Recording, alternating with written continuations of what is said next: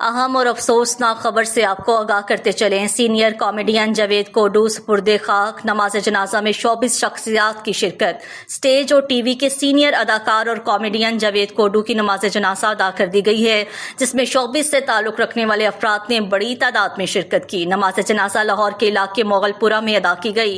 नमाज जनाजा में खालिद अब्बास डार, नसीम विक्की, कैसर पिया, ताहिर नौशाद, इरफान हाशमी, गोशी खान, औरंगजेब लगारी, अकरम उदास, अफसल खान रैम्बो समेत 24 से वाबस्ता अफराद ने बड़ी तादाद में शिरकत की है।